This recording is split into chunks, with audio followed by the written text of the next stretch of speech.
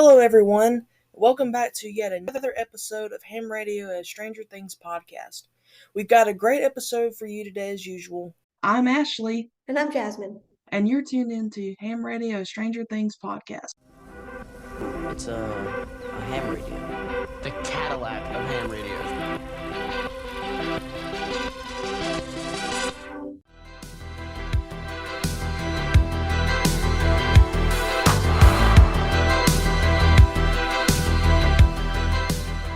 And welcome back to another episode of Ham Radio, a Stranger Things podcast.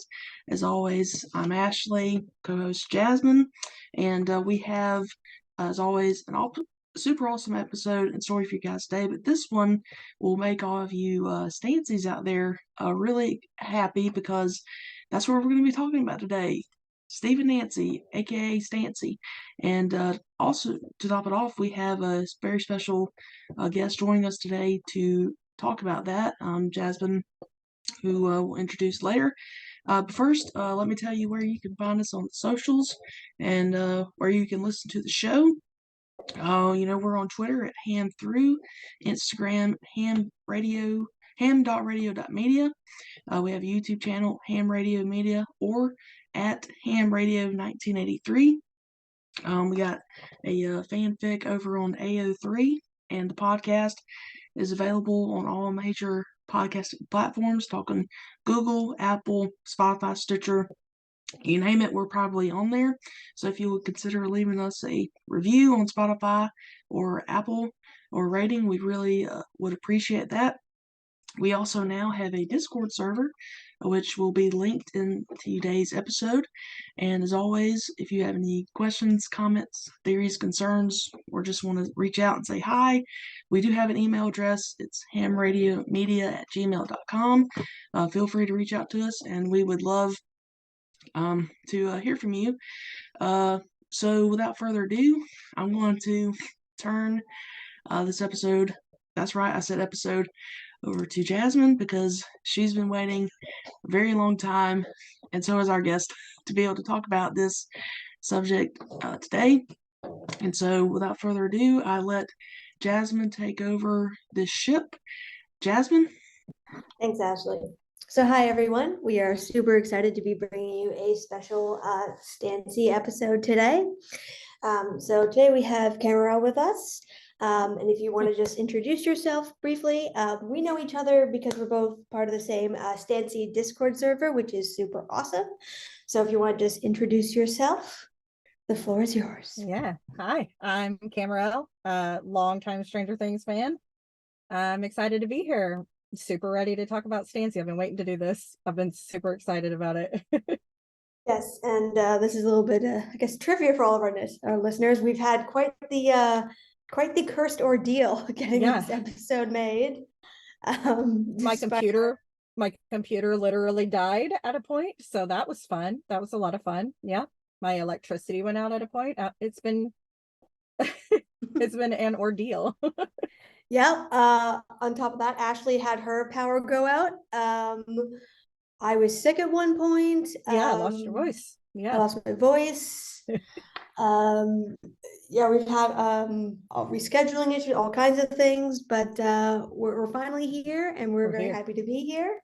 So we're going to start with the usual intro questions. Long-time listeners know that we usually ask our guests. So to start off, when did you begin watching Stranger Things? The moment it came out. My family are huge nerds. We all watched things together back when the first season came out. My gosh, I didn't watch trailers. I still don't watch trailers, but my brother had watched it, and he was like, we've got to watch this the moment it comes out. And I was like, I'm there. And we all sat down and watched it together. So literally episode 1, season 1, straight from the start. So you're an OG fan. OG, super OG. I was excited about it the moment I heard about it. All they told me was that it's like an homage to the 80s. It's like the Goonies. That was literally all my family told me about it. And we all just sat down and watched it, and were enthralled the moment we watched it. And it's been every season since day one. Right there. Wow. Jasmin and I are both late bloomers, so it's okay. More the merrier. Yeah, and it's funny you mentioned the Goonies because I have a friend who I think they'd liked a tweet that I'd done or something. And I was like, oh, do you watch the show? And they're like, no, because I heard someone described to me as it's like the Goonies, and I hated that movie. And Oh, I was like, well, like there's more to it than that. And I kind of explained a bit about it. She's like, oh, I might watch that. So for me, that was the case. Like when it came out, and we've talked about this at length, but the way it was advertised, I mean, in fairness to Netflix, I think it was their first big hit after Orange is the New Black. So yes, they yes. were figuring out how to advertise things. But I have cousins, friends who watched it. My best friend watched it, and the way people had described it to me, or the trailers or things I'd seen, or the kind of things that autoplay on Netflix, had made it seem more like a horror type Oh, show, or more yeah. about like a government conspiracy. And I really don't like horror, and I really hate jump scares. Ah, I see. I love So those. I thrived on all of it. I love horror. I love jump scares. Scare me to death. I'm here for it. I want to be scared. So I was super excited about it.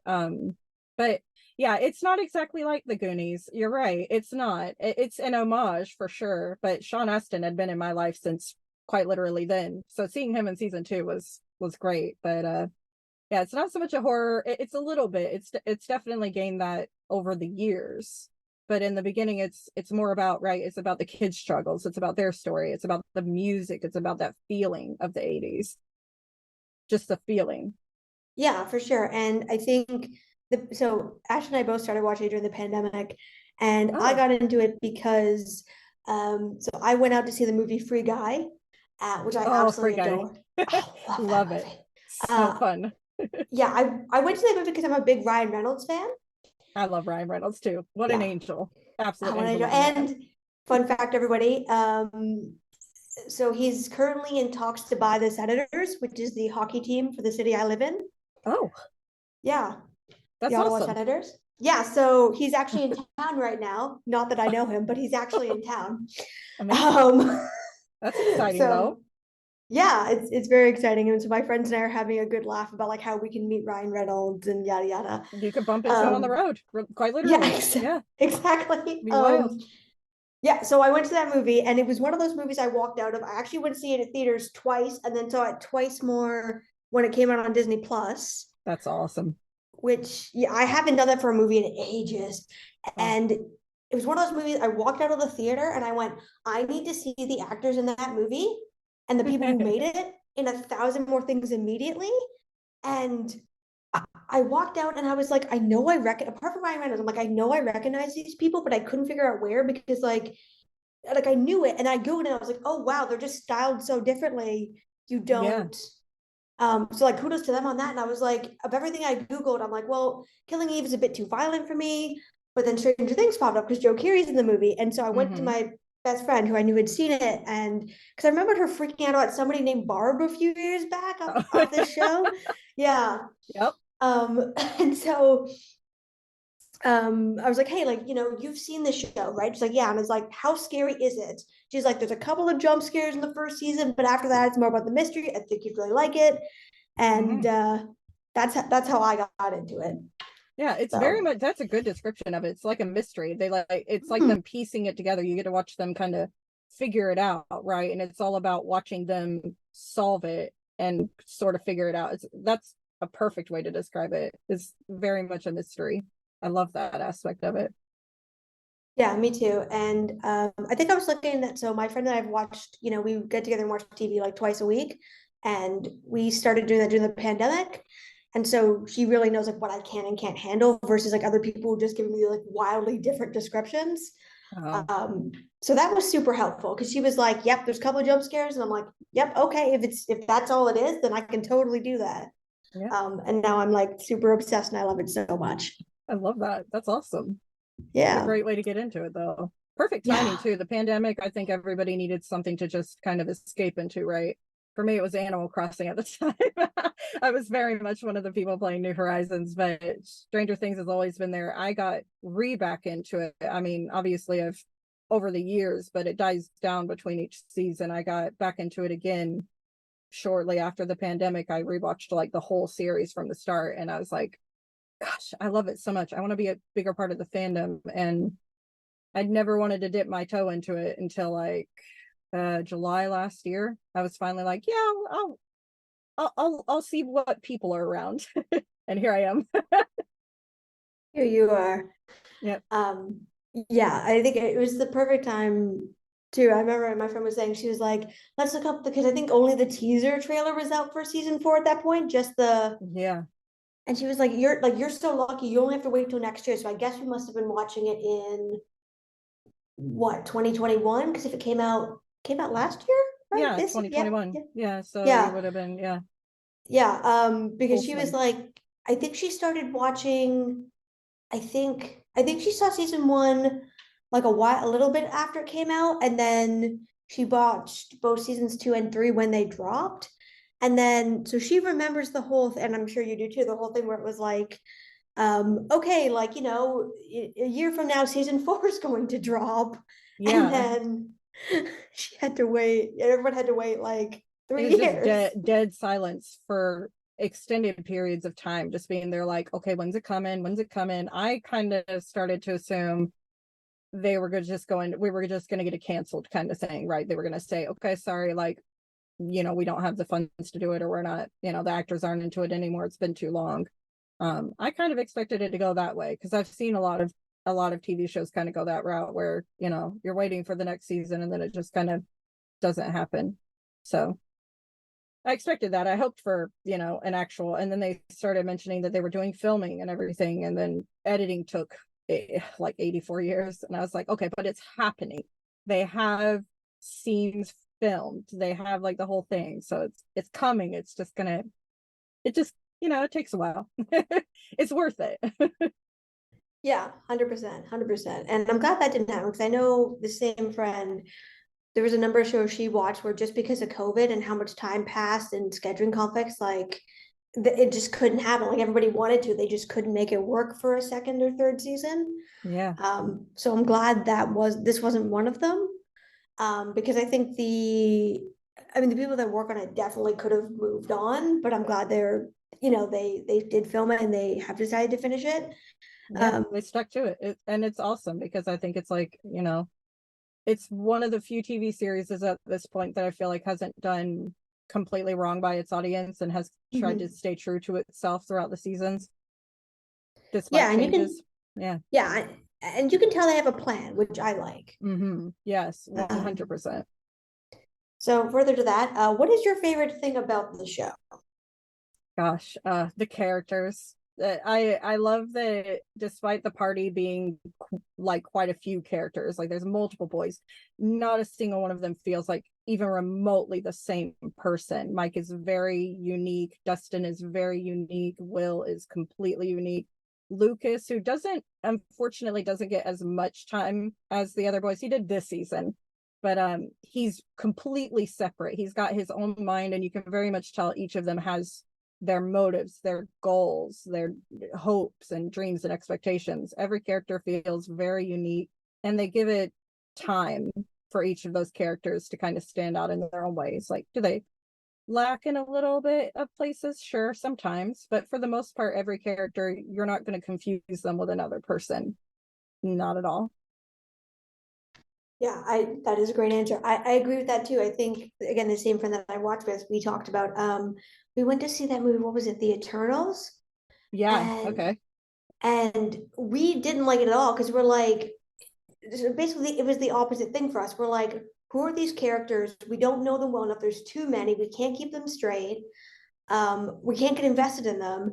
And we were talking afterwards about how, like, it's amazing that Stranger Things has this many characters, but you are equally invested, or almost equally invested, in all of them. None of them are the same. They have, they took the time. I think they really took the time in season 1 and then built each season to really flesh out the characters. Yeah. So you identify, you recognize them, and you can keep them all straight in your head. You're invested in their journey. They feel like real people. And we commented on how we'd seen other movies and shows recently where, like, they had a large ensemble cast and they didn't take the time to do that. And so we walked out of there, we're like, did you understand that? Why did that character do that? Like, we just couldn't, it just wasn't there.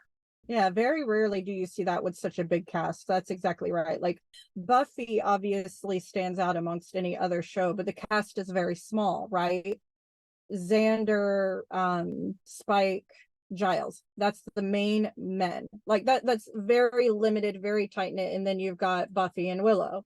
And if you add in like Tara, Cordelia, whatever, but it's very small. It's a very tight knit cast. And of course they're going to stand out because there's not that many of them. But just the party alone is 6 members. It's 6 members alone, and that's just the kids.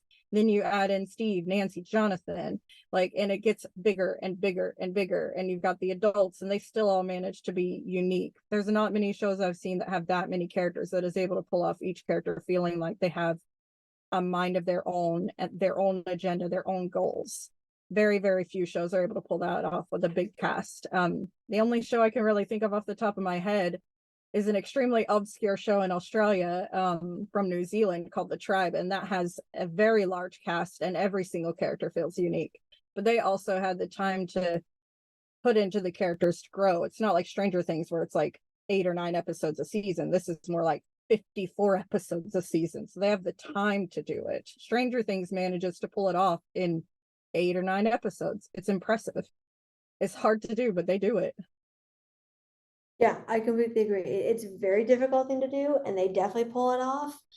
And I think part of that for me is the fact that, like, you can tell that, the original characters were all based on a particular, like, 80s kind of Archetype. trope. Yeah, archetype. And I love that they took that and then they evolved it largely based on the performances of the actors. And I think they deserve credit for that, because I think I've watched a lot of other shows I was watching around the same time where you can tell very blatantly, the chemistry or the performance was going one way, and they said, no, this is what we planned out last summer, so therefore we're going with this. Yeah. Rather than, I think what Stranger Things did, which they do really well, is, well, the character was supposed to go this way, but that was a really cool nuanced performance. Let's go this route instead.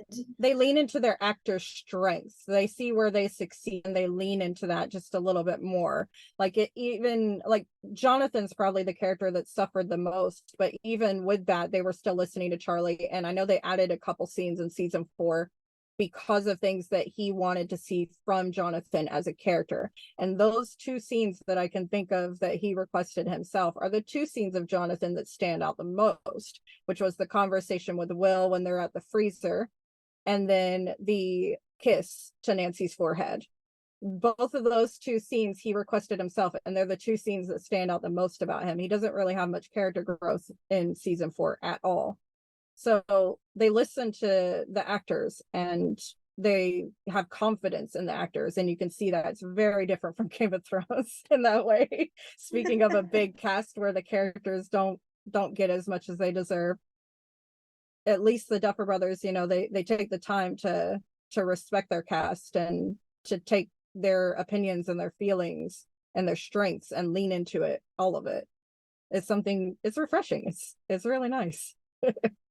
Yeah, no, I agree, especially when the actors were so young. I think a lot of shows, I mean, on one hand, I think they got lucky, because a lot of people have said this, but when you cast a child actor, you don't really know what you're getting. Yeah. Like, I was a big Grey's Anatomy fan for a really long time, and there's this in-joke where one of the there's this kid on the show, and you know how child actors, like, they're often played by twins, right? Yes. There's this kid where there's one kid, Bailey. Sometimes he would talk and be very active the way his sibling characters were, and sometimes he wouldn't. And I came across this thing where basically what happened is, so he's played by twins. The one twin loves acting, very animated. The other kid tested well when they first brought him in. Following that, turns out he's really camera shy and doesn't like to talk on camera. Oh no. But because when they cast him, they couldn't change the actors playing him. So when the one kid's available, Bailey is totally involved in the story. When the other kid's available, he just kind of stands there. Sits in the background, just kind of waving in the background like a fawn. Not even in the background. He's in the foreground. He just doesn't say anything. Poor thing. Oh, I feel sorry for him. Oh. Yeah, I mean, well, I don't feel too sorry for him because I'm sure the payout on a single episode of that is Yeah. probably significant.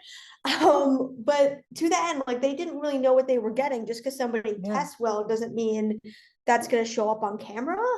Children actors are a hit or miss. Their real gold mine was the Noah who plays Will, because Yeah. you don't see him act much in season 1 because he's not really there. So you're sitting there wondering, okay, but is he a good actor? Can he act? And then he comes in season 2 and he just nails it. And you're like, okay, so they did good. Even though he wasn't really active in season 1, they knew what they had their hands on because he's an amazing actor. He does everything so well.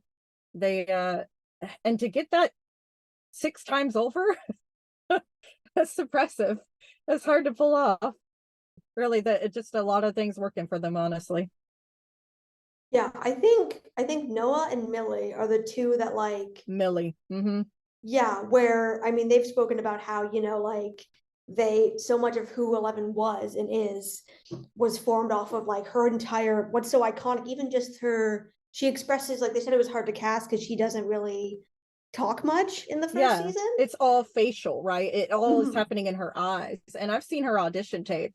It's impressive. It's like you watch it and you're just like, yes, that is exactly who 11 is, and that's who she should be. She's so amazing. I can't even express my feelings for Millie Bobby Brown's performances in Stranger Things. Like, my goodness, to get that out of it, such a young girl, and just she doesn't have anything for her, especially in season 1. She's shaved bald. She's wearing a giant t-shirt. It is all in the face. And she's so expressive. You immediately want to protect her and take care of her and figure out what happened to hurt her, like immediately. And she's an amazing actress. Honestly, a gold mine. They were very fortunate to get her. She is as much a gift as the actual show itself. Yeah, I 100% agree. And I think because, like, I know the Duffer Brothers have spoken about this, but like her, I know it's like, well, she had to emote a lot with very few words. And, you know, they've said, you know, we didn't know with Noah, you know, like you don't see him much. He doesn't speak much. So we don't know. We did a kid that, you know, you could see why they were fighting so hard. And then when you get that and they're able to do so much more in season 2, it's like, wow, they got excellent actors for this because there's so little for them to go off of on season 1, but you buy into it completely.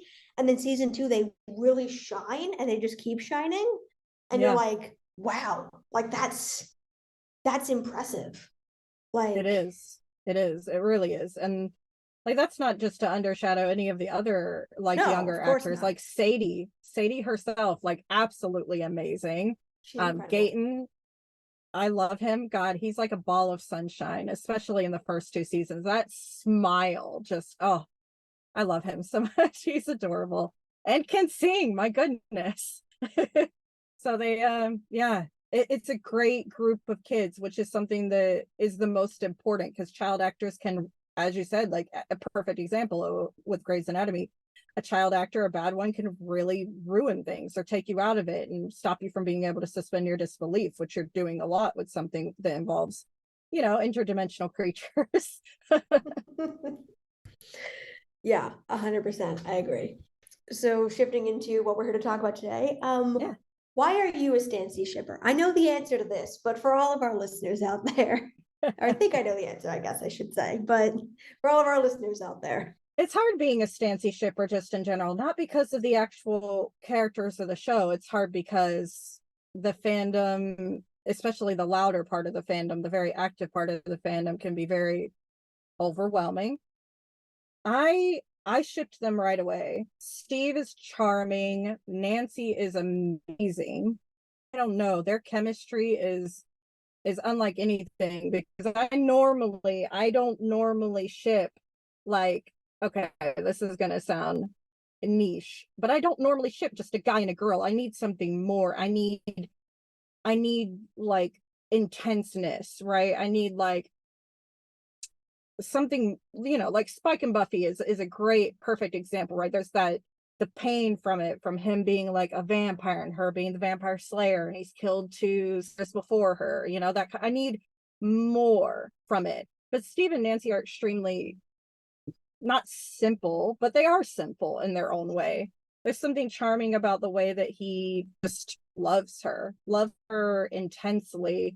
and loves her strongly, and he makes mistakes, but it's his character growth, you know, that he kind of grows into his own. I don't know. They have this amazing chemistry that works so well on screen. You see the two interact with each other, and it's immediately like it's heart pounding. You want to listen to everything that they say to each other. You want to see how they work with each other. It's a very interesting dynamic. I love the tragedy of it, especially after, you know, season 1, season 2, how that developed. I'm here for a good tragedy. Being able to see Steve's character grow because of how a girl affected him in his life, and he runs with it. He handles it exactly the way that you'd want someone to be able to handle that kind of thing. And Nancy doesn't see it. She's blind to it because she's experiencing her own pain. And I don't know, I love that conflict. I'm always here for some good conflict, but I don't know. I didn't expect it myself either. I'll be honest. It took me completely by surprise, but they're beautiful together. Yeah, I first watched one, and Image and my friend were watching, and then I think we'd watched like the first 1 or 2 episodes, and then in between there, like those were the scenes that, you know, Steve Nancy scenes were the ones I was going back and rewatching. I didn't go back and rewatch the scenes of any other character in season 1. Same. Yeah, exactly. Like you're right. Like normally there has to be more to it. I agree with that, but yeah, they have amazing chemistry. They're such interesting characters, not for any kind of interdimensional reasons, but just because simplicity, but also a complexity to them. And they have such an interesting dynamic and chemistry right off the bat. And a softness, like you get to see the way that like Steve looks at her, the way that Nancy looks at him. The scene when they're on the bed in her room doing the like cards and everything, and she looks at him at the end after he respected her boundaries. She looks at him, and you can tell that she, however you want to think of Stancy and that love, she loves him in that moment. In that moment, she is like, this is a man. He respected what I wanted. He backed off without question, and he didn't push. And she respects that. Because, yeah, they can be a little teasing, quite a bit of teasing even. But it's when she's dead serious and he knows it, and she knows that he knows it, and he doesn't push. And she loves that. And you can see it in her eyes.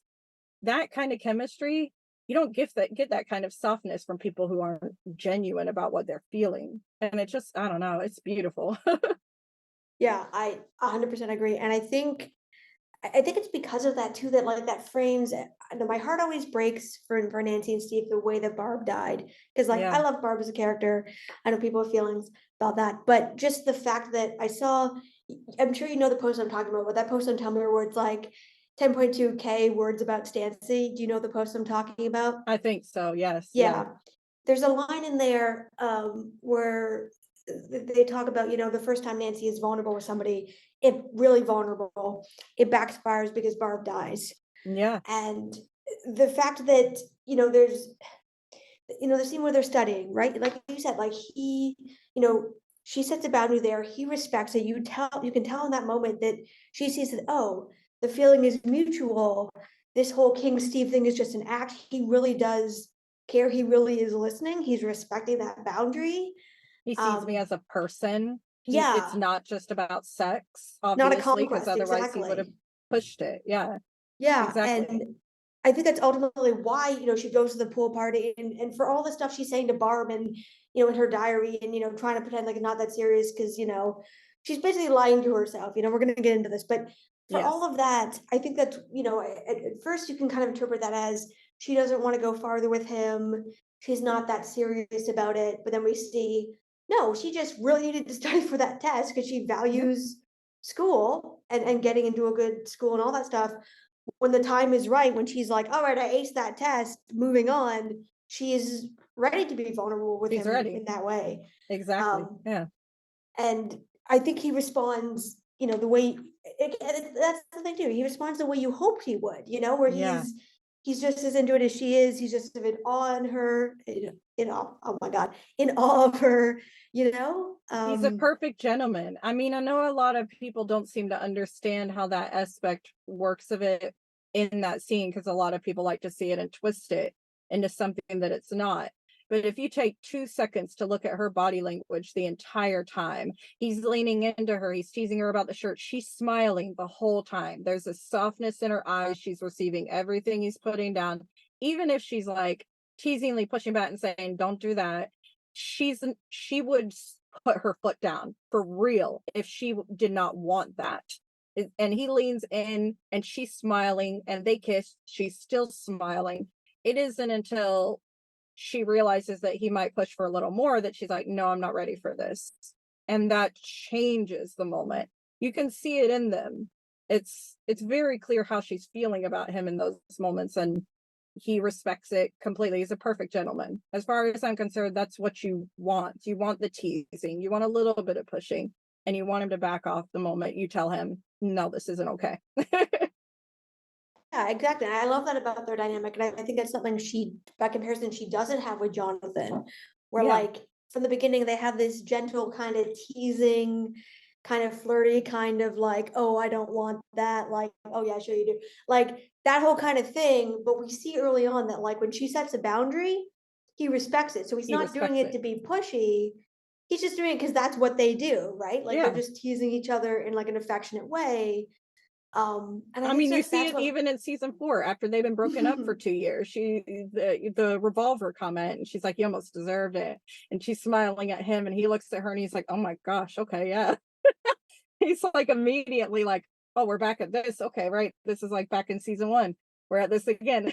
It's their love language in many ways. They very much they tease each other. And some relationships work for that and some relationships don't. But a lot of people, I think, seem to misunderstand that's how that works. And if you're in a relationship for gosh, even 2 seconds, it's pretty clear when something is warranted, right? It's pretty clear when someone is doing something that you don't want, and the difference between, making advances and showing interest versus, crossing a line. And Steve, he does that, but it's not in that moment, and it's not in the next moment, and it's not in the next moment. It takes him a while to get there. It takes a bit of pushing for him to finally get to it. And when he does, it takes him less than 24 hours to realize he messed up and to try and go apologize. And he doesn't even go to Nancy to apologize. He goes to Jonathan because he knew he did wrong by Jonathan, especially because he was saying these things and he was hurting him. And it's not surprising or confusing to know that he would have immediately went to Nancy right after Jonathan. That's not confusing at all. It makes sense. So he takes a while to get there, and when he does, he immediately realizes he messed up. He's a great character. He's the exact opposite of what you expect from the 1980s jock trope. He's that on the surface, but just like most characters in Stranger Things, he's not that once you get under a little bit. Yeah, no, I totally agree. And I love the fact that he was supposed to be he was originally supposed to be more like that. And then He was Joe supposed to Keery be just took it horrible. Yeah. I was reason I haven't read the whole script, Ashley has, but I was reading part of the Mantalk script because we're doing or Montauk script rather. Because we're doing a trivia episode, and so I was looking for something. And so I was reading the parts where basically the kids arrive at school, and the dialogue between Nancy and Barb and Nancy and Steve is almost verbatim, and it's very Yeah. close. But the descriptions of the way it's done is completely different. Yeah. Like in the Montauk, I mean, Nancy is very passive. Steve is this rich guy who gets away with everything. And in the final version, we see that's not the case at all.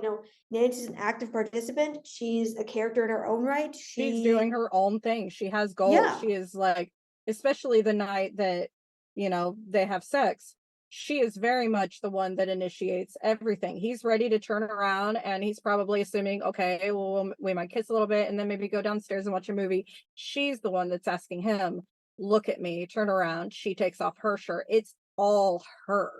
And it's that moment that he realizes that she wants this, that he does anything to push it this time. He immediately goes in when she takes off her shirt because he's like, oh, this is for me. Like, you want to do this with me, like immediately. Whereas I read the script from the first, from the book, from how it was supposed to be. And my goodness, it's hard read. it's very painful because it's so different to how Steve is in the actual show. If people wanted to know what the difference between consent and non-consent is, read that script because it's rough. Yeah, and I feel like people miss that a lot because if you Mhm. like when Joe Carey outright is asked about this, he's like, yeah, like he was the jerky boyfriend, he forces himself on Nancy, like not a good guy, No. not a good guy at all. And the final version, and I'll give the Duffer Brothers credit, like they are definitely people who go, all right, well, they trust the actors. I think Gaten Monroe was talking about this in an interview I saw recently where he was talking about how they really trust them to play the scenes how they think they should be played. They're not Yes. over directing, which I think is the greatest gift you could probably give an actor. Yeah, they kind of let the actors set the tone, right? Yeah, and so I think that gave it so much more depth and nuance and a different direction. And so it went from, this guy you were like happy when he's killed off versus, you know, He guy with a comes heart. in to fight the Demogorgon and spin in the bat, and you're like, yes. God, that's so hot. Can we just It's agree so on how hot. hot that is? It's so hot. I remember It's the so first time I hot. watched it, the first time I watched Stranger Things, as I was going through, I loved Steve pretty quickly, like really early on. At first I was like, oh, he's kind of like Same. a douche. And then you like get a little bit in there and I'm like, okay, he's adorable. The thing with the bear, he's adorable. And I saw his growth immediately. And then you get to the scene with the bat, and I'm sitting there thinking he's gonna die. He's gonna like literally sacrifice his life for these two, and he's going to end up dying. And he spins that bat, and you're like, oh, okay, I'm gonna sit back and just fan myself. And my goodness. I don't think I've ever seen anything hotter than that before that moment. I was like, I know, "Ooh." and it makes me think of, when I'm sure you watched like the season, like the 4 premiere they did on TikTok, and like I Yeah, think Millie Bobby Brown was asked like what Eddie or Steve, and she was like Steve Harrington, and she's like every time Joe Carey 100%. comes in with that hair, like, Yeah, and she's like, oh, Millie speaking for all of us, like, 100%. Girl knows where it's at. I'm right there with her. yeah, 110%. Um, So before we get, well, we've already kind of gotten into this, but before we dive Mhm. deeper into who, Steve and Nancy are as a couple, I thought we could talk a bit about who they are kind of as individual characters. Yeah. So I'd love to hear your thoughts. I have my own thoughts on this, but why you think Nancy downplayed her relationship with Steve in season 1, kind of to begin with. That's a good one. That's a really good question. I have a couple feelings about this. I think one of them is definitely I need to focus on my studies. I don't need to be in love with a boy. It's nothing serious. I'm not ready for anything serious because I've got to study and I've got to get into Emerson. I've got to do my thing. It's very much a little bit of that, but it's also probably being afraid of him actually not having feelings for her. Because the Duffers have talked about it before about how Nancy had feelings for Steve and she'd been working up to getting this relationship like a thing at all. She's been interested in him, looking at him. So when you're, into that kind of guy, you just want to play it and be like, no, it's totally cool. He's fine. It's nothing serious because you're wanting it to be serious. But if he is into it, it feels worse. So you get heartbroken. And she's like, no, I can't do that. I can't, put myself out there for a guy who, sleeps with Becky and Amy and all the other girls she lists off Amy Beth, that or whatever her moment. name is. And her name rhymes with all of them. Her name is Nancy. So she is next on the poll, of course. So Oh she's my God, I hadn't terrified. even thought of that. Yeah. She literally lists them all off, and her name is right there, Nancy as well. And she doesn't want to be the next one, the next E. I get that fear. It makes sense for a teenage girl to be terrified of being just like the other girls and not standing out and not, affect a boy in any way, shape, or form. She doesn't know what kind of effect she has on him. To be fair, I don't think Steve knew what effect she had on him until she did. I think he caught her by surprise. But yeah, I like to think that, she's prepared herself for it not being serious. She shouldn't have a serious relationship. She's got studies. That's what she's thinking. And being terrified that she is just another one of his fascinations. Yeah, sure. You've brought up so many good points I hadn't even thought of. I think for me, the way I was like, I totally agree. I think also for me too, it was kind of like, well, Barb's asking her and she's like, keep your voice down. She doesn't want maybe other people to think she's that stupid or that silly. You know what I mean? Because you're dating the hot guy, the guy that, has all these girlfriends and all these dates, and maybe she doesn't want other people, like they talk a lot about her squeaky clean reputation, Little Miss Perfect. Tommy and Carol are always saying that. Yep. And from the beginning, like Barb, Tommy, and Carol diametrically opposed on everything else. But from the beginning, all three of them are like, why are these two dating? Yeah, they 'Cause don't get it. they don't get it. And so to me, I totally agree with your points, but I also think for me, it was kind of like, well, she doesn't want, even in her diary, like she doesn't want to admit that she has feelings, because if he doesn't have feelings for her and she puts herself out there, she looks silly to everybody else, because it's like, oh, you actually believed he had feelings for you, and he's just gonna move on to the next girl. Yeah. So I think she's trying to protect herself in a way. 100%. And Nancy's very much that kind of person, right? She doesn't want to put herself out there in a vulnerable position. Just like we were speaking about when she finally does do that and Barb dies. It's very much a nod to that kind of thing, right? It's that fear of putting yourself out there, that she doesn't want to accept that it could be serious, because it could end up hurting her, and it could end up humiliating her in front of her peers in school, leaning even more into her name being spray painted on the theater. Yeah, no, 100%. I can definitely see that. Yeah, and I think this is what kind of makes that hurt so much as the audience, because you see that Steve does love her and she is falling in love with him, and that on the surface it's not that serious, but below the surface it's very serious. Yeah, So when everything goes down, she's genuinely hurt. He's also genuinely hurt too. You have two very hurt people lashing out at each other. And then you have Jonathan over there who's like worried about his brother. That comes into it. yeah, and he's Um, dealing with his own demons. Every single one of these characters, that's again the Stranger Things unique characters, they're all dealing with their own demons. Each one of them has their, you obviously have Steve not handling the idea of infidelity well at all. You had the idea of Jonathan being like his dad, being like being part of the poor family, being a pariah. You have Nancy being afraid of seeming like she's too easy, like slut, and having an experience that she went through, and then with Jonathan being misconstrued and misunderstood. It just it's exactly that. It's two people hurting each other, and neither of them want to hurt each other, and they're both hurting, and they're not just hurting each other, but they're hurting themselves. And that's it's the perfect kind of pain. I love it so much. It hurts so good. and I think season one is really about demons and facing those demons. Like there's Yes. literal demons, but there's the internal ones. And I really like that they returned to that as a theme in season 4. Yes, Like, with 11 and everything that she goes through. The whole show a lot is about dealing with trying to understand who the good guy is and who the bad guy is. And they say that like there are shades of gray. I think it's Brenner that says there are shades of gray. It's not just all black and white. And that's very true. But at the same time, I can safely say Steve is a good person. Nancy is a good person. 11 is a good person.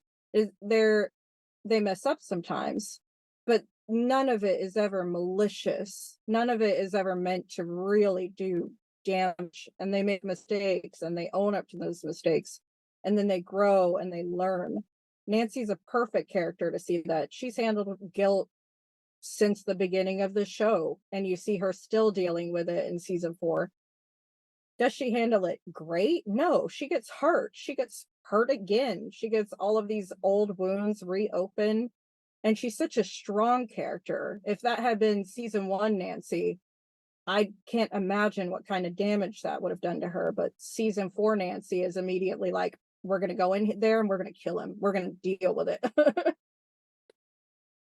yeah, 100%. And I wasn't really sure we were gonna get a season 4, so I was really Yeah. happy that they, as painful as some of it was to watch, And there are definitely parts I skip on rewatch just because there's certain things that are just so like I'm like, that's so painful. I can't witness it a second time. Mm. But I was really happy that they went back to those themes and they are addressing the trauma that they've been through. They're not skipping over it.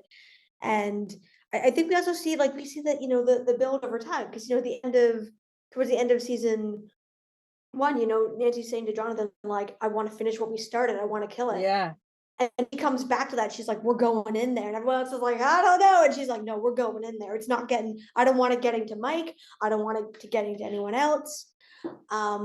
And she does it differently too. That's a perfect example. In season 1, they lure the Demogorgon to them. In season 4, her Steve and Robin are going in there themselves. They arm up to the teeth. They go in there. They go to the fight. They're the ones that are, going instead of, drawing something to them.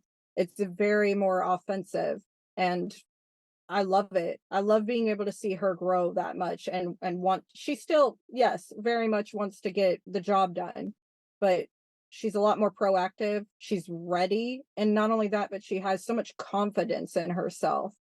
And you see it. It's in her face, even when she's crying and explaining this horrible thing that was showed to her and she's terrified of it. She's still ready to get right back in the thick of the upside down after they just went through hell. Yeah, 100%. I also like that she's still human though, because I mean, something Yeah. that I noticed, and I think most people did, was that so all of that is true, but at the same time, she does not tell anybody that Vecna showed her Barb. Yeah. Like she's still pushing that trauma down. I don't really believe she's dealt with her guilt.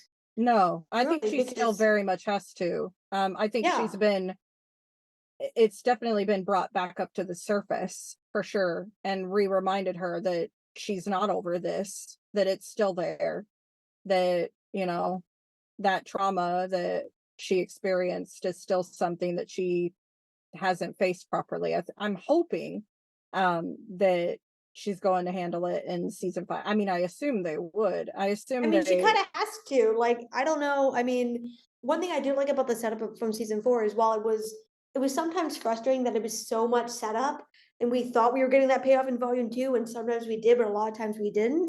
Yeah. At the same time, it's like we know they have a plan, so like they wouldn't do that much setup and then just leave us hanging. Like It would be a little strange to bring up it that would and be be like, well, we odd. buried the hatchet. We threw a nod to it, and we moved on. I feel like, yes, very much that is not resolved. That is not resolved at all. You see her at the end of the season being like, going back to Jonathan, not even talking to Steve so much. I mean, we don't know what happened in those 2 days, but I doubt she had a great long conversation with him. So clearly she hasn't faced that. And you make a good point that she literally doesn't tell anybody. I mean, people can assume that what she says is the only things that she saw, but she doesn't tell anybody that. Not even Steve, who was the person that was there in that moment with her that experienced the same thing. She And doesn't even tell him.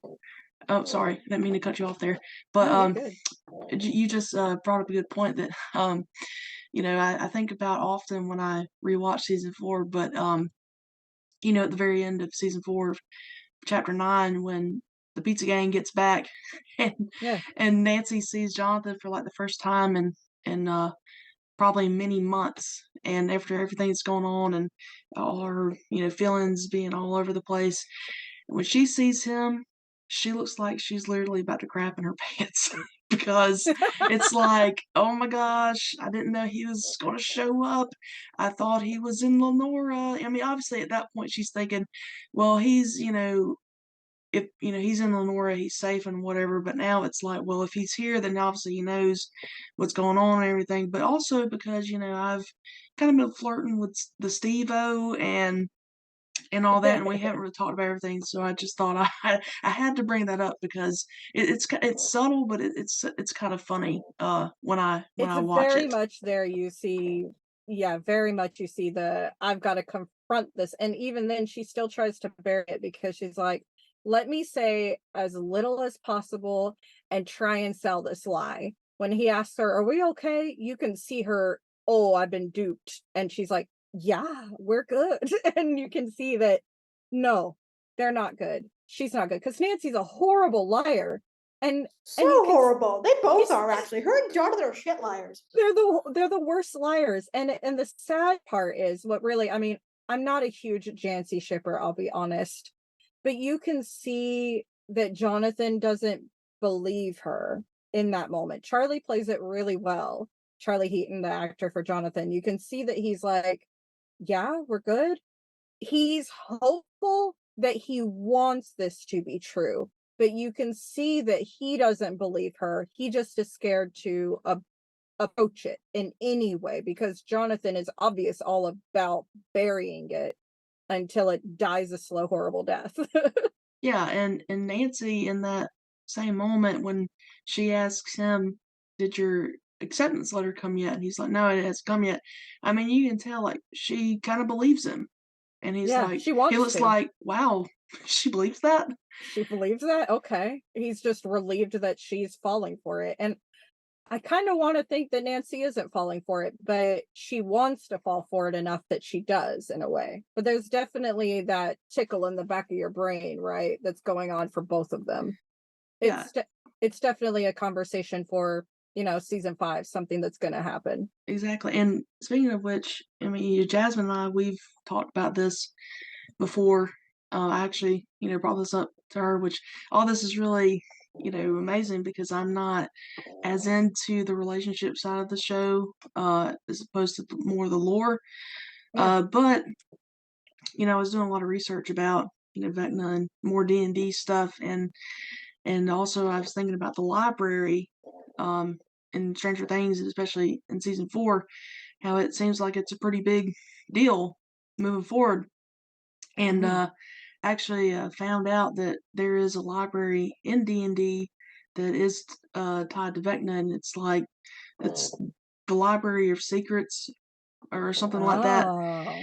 And I was telling Jasmine, I was like, I wonder if the whole Jonathan, Nancy, Steve, love triangle, whatever, the reason that they've made it like this in season 4 going into season 5 is it, maybe it connects to the library and what Vecna has planned, because you can't convince me that Vecna doesn't know what Nancy's true feelings are, or the He knows secrets what's that going she's on. keeping. Yeah, I mean, and That it's man's got the like, tea.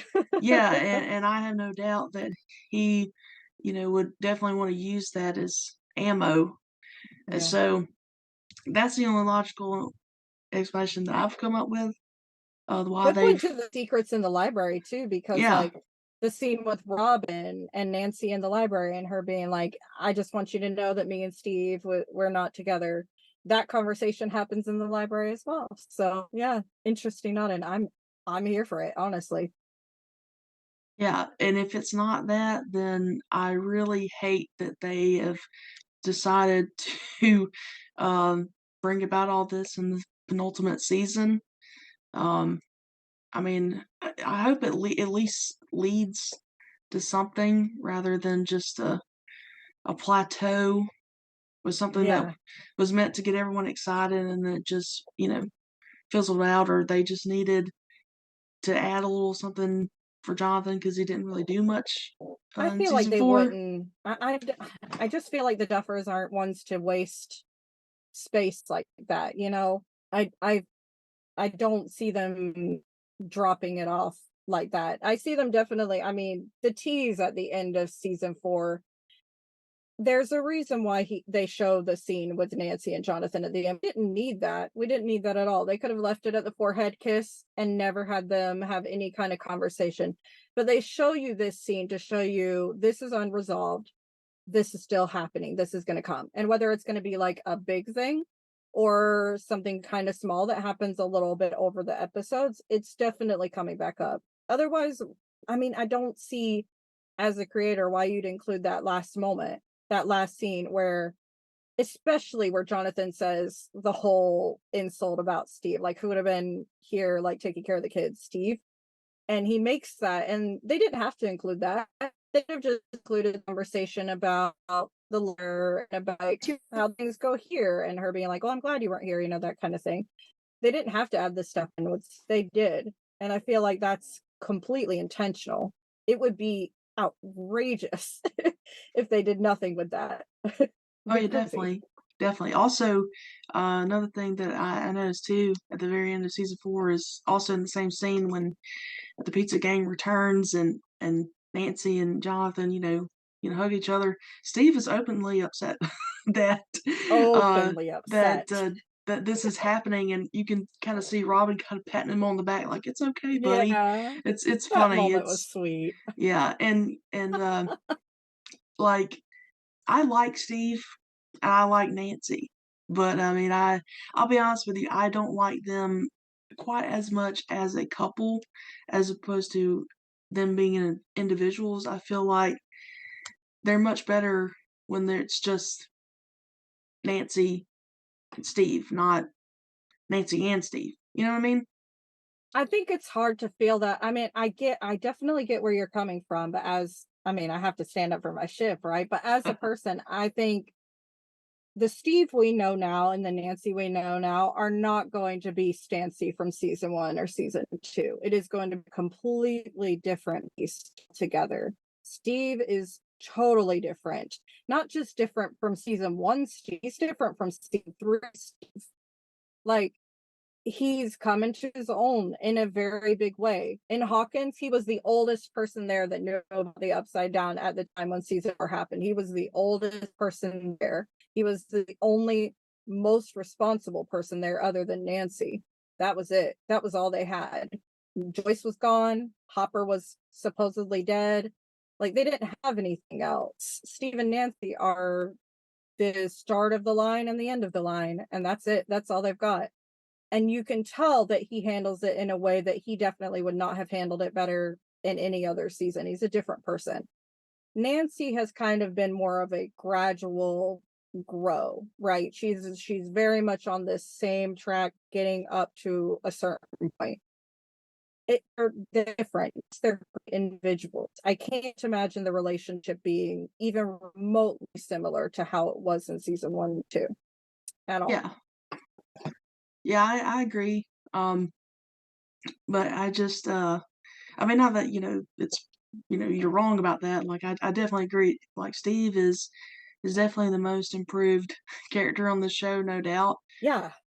um but the one thing I will say that I really do appreciate about Jonathan, really more so than Steve when it comes to Nancy, is that like in season 3 when him and Nancy got into the argument after they got fired, he was like, you know, like I needed that job. Like you may not have, but I needed it. And she was like, well, it's hard to be a woman in the workplace and stuff. And they were both right. But I think that Nancy's a person that sometimes needs to be told what she needs to hear versus, what she wants to hear. And I think in that moment, it was appropriate for Jonathan to do that and be like, we're just interns. Sometimes you have to stop and look at what's around you instead of just going head first into stuff. And I definitely think, Nancy kind of did that a little bit in season 4.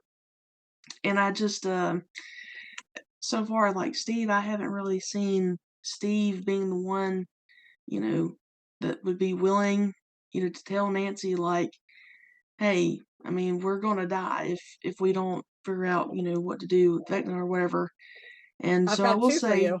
hmm, Sorry to interrupt, but I've how got you 2 of find? those moments for you where Steve does push back 100%. In season 2 and in season 4, both times Steve had pushback for Nancy. There's the scene in the library at their school where they're in the room and he's explaining to them, we can't do rash things. We can't just like go and tell Barb's parents what happened to Barb. He puts his foot down in that moment, and that results in a complete tailspin with Nancy.